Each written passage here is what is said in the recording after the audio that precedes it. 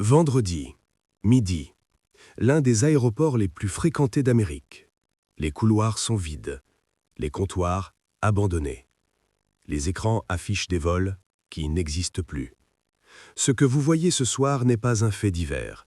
Ce n'est pas une météo capricieuse, ni une panne de système. C'est un signal économique, froid, documenté et profondément dérangeant. Bonsoir, je suis Marc Delvaux. Vous regardez Géocapital. Ce soir, nous allons traverser 10 aéroports américains, des hubs qui incarnaient la prospérité d'un pays et qui aujourd'hui se vident, silencieusement, méthodiquement.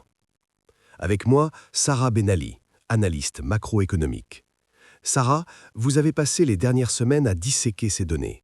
Qu'est-ce qui vous a le plus frappé ? Marc, ce qui frappe d'emblée, c'est l'ampleur et la simultanéité du phénomène. On ne parle pas d'un aéroport en difficulté, on parle d'un effondrement systémique du trafic international américain. Selon les données TSA et IATA compilées sur le premier semestre 2025, le volume de passagers internationaux entrant aux États-Unis a reculé en moyenne de 53% par rapport au niveau pré-pandémie de 2019. Pour replacer cela dans un contexte macroéconomique, le tourisme international représentait en 2019 1 900 milliards de dollars de contributions directes et indirectes au PIB américain. On parle de 9,5 millions d'emplois, de recettes fiscales fédérales et locales, de toute une chaîne de valeur, hôtels, restauration, transport, commerce de détail. Quand cette chaîne se grippe, ce n'est pas seulement l'industrie du voyage qui souffre, ce sont les indicateurs macroéconomiques qui commencent à fléchir. Et la Fed, dans tout ça, elle intègre ces données dans ses modèles de croissance ? Absolument. Les économistes de la Réserve fédérale de New York ont d'ailleurs révisé à la baisse leurs projections de croissance du secteur des services pour 2025. Le tourisme est un poste exportation invisible. Quand un touriste japonais dépense à Las Vegas, c'est une exportation pour l'économie américaine. Quand il cesse de venir, c'est un déficit commercial qui se creuse silencieusement. Commençons par Las Vegas, MCC International, un symbole mondial du divertissement. Et pourtant, les données de fréquentation internationale pour l'été 2025 révèlent une chute de 62% par rapport à 2019. Comment lit-on ce chiffre, Sarah ? On le lit à travers le prisme de 3 variables convergentes. Première variable, la rigidité de la politique migratoire. Les délais d'obtention d'un visa touristique américain atteignent désormais 4 à 6 mois dans certains pays d'Asie du Sud-Est. À titre de comparaison, le Japon délivre un visa électronique en 72 heures. Deuxième variable, le coût perçu. Un séjour de 7 nuits à Las Vegas pour un couple européen revient entre 20 et 35% plus cher qu'un séjour équivalent à Tokyo ou à Barcelone, billets d'avion inclus. Troisième variable, et c'est celle qui m'intéresse le plus d'un point de vue analytique, le capital réputationnel. Les voyageurs asiatiques, notamment japonais, sud-coréens et singapouriens, expriment massivement sur les réseaux sociaux un sentiment de malaise, sentiment d'être suspecté aux frontières, contrôle jugé intrusif, image d'un pays perçu comme instable. Et ce capital réputationnel, une fois érodé, peut-on le reconstituer rapidement ? Non, et c'est précisément le danger. Les économistes parlent d'effet d'hystérèse. Une fois qu'un flux touristique se détourne, il ne revient pas automatiquement, même quand les conditions s'améliorent. Les habitudes de voyage se reconstruisent sur des années, pas sur des trimestres. Chicago maintenant, OR International, 3e plus grande ville des États-Unis, 4 portes internationales fermées depuis avril 2025. Des liaisons avec Francfort, Séoul, Toronto, quasiment supprimées. Moins 55% sur le trafic international. Sarah, que signifie Chicago sur l'échiquier géopolitique ? Chicago, c'est l'indicateur du commerce d'affaires international. Ce ne sont pas seulement des touristes qui transitent par OR, ce sont des cadres, des investisseurs, des délégations commerciales. Quand les compagnies allemandes, sud-coréennes et canadiennes retirent Chicago de leurs priorités, c'est que les flux d'investissements directs étrangers commencent eux aussi à se recalibrer. C'est un signal que Wall Street surveille de très près en ce moment. Orlando, la porte d'entrée du tourisme familial américain. Universal Studios a enregistré des pertes pour la première fois en plus de 20 ans cet été. Pas en 2008, pas pendant la crise des subprimes, en 2025. C'est un chiffre qui doit résonner. Orlando, c'est un écosystème économique intégré. Parc d'attractions, hôtellerie, restauration, transport local, emploi saisonnier. Quand les réservations internationales chutent, les hôtels périphériques tombent sous le seuil de rentabilité à 35% de taux d'occupation. En dessous de 60%, une partie de la chaîne d'emploi devient non économiquement viable. Ce qui est structurellement préoccupant, c'est le revirement canadien. En 2019, 4 familles canadiennes envisageaient les États-Unis comme destination de voyage. En 2025, ce ratio est inversé. C'est une rupture comportementale majeure chez le premier partenaire touristique des États-Unis. Passons à Detroit, DTW, un aéroport qui incarnait la renaissance post-industrielle d'une ville. Moins 59% sur le trafic international. Les vols directs depuis l'Europe et l'Asie ont disparu, remplacés par des correspondances qui allongent les temps de trajet de 4 à 6 heures. Détroit illustre parfaitement le cercle vicieux de la déconnexion aéroportuaire. Moins de vols directs, c'est moins de voyageurs d'affaires. Moins de voyageurs d'affaires, c'est moins de commandes, moins de contrats, moins d'investissements. Et in fine, des recettes fiscales locales qui s'effritent davantage, rendant encore plus difficile le financement des infrastructures. C'est un multiplicateur négatif dont il est difficile de sortir sans injection massive de capitaux publics ou privés. La Nouvelle-Orléans, MSY, Louis Armstrong International, moins 62% de trafic international.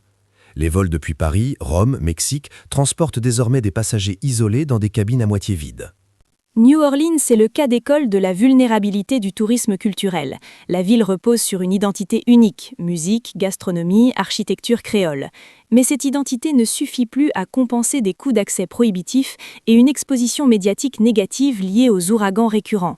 Ce qui est révélateur ici, c'est que les touristes français et italiens, historiquement très attachés à New Orleans, se dirigent désormais vers La Havane, Lisbonne ou Medellín, des destinations qui offrent une profondeur culturelle comparable à un coût de 30 à 40% inférieur. Denver, le carrefour aérien du centre américain, plus de 400 vols domestiques supprimés sur le seul premier semestre 2025. Et là, Sarah, on touche à quelque chose de particulièrement révélateur sur la santé économique intérieure du pays. Oui, et c'est l'une des données qui me paraît la plus symptomatique de ce que j'appellerais une fracture de mobilité interne.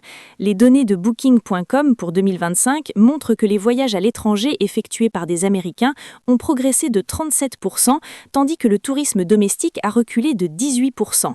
Ce n'est pas une coïncidence, c'est un arbitrage économique rationnel. Un vol aller-retour Denver-Miami peut dépasser $800.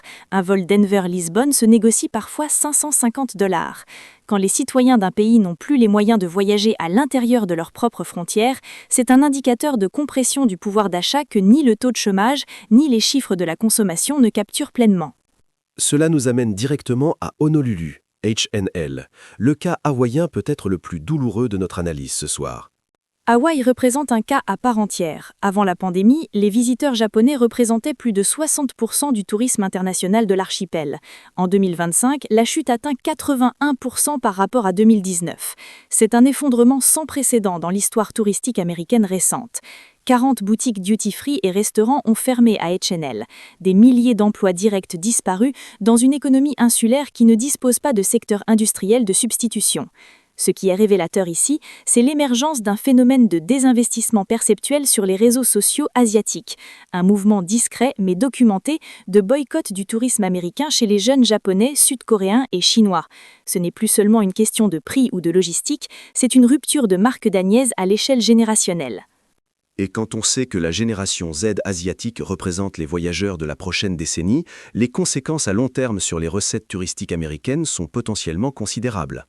Considérable et durable, Marc. C'est précisément ce que les modèles de la Banque mondiale et de l'ODCE commencent à intégrer dans leurs projections de revenus touristiques à horizon 2030.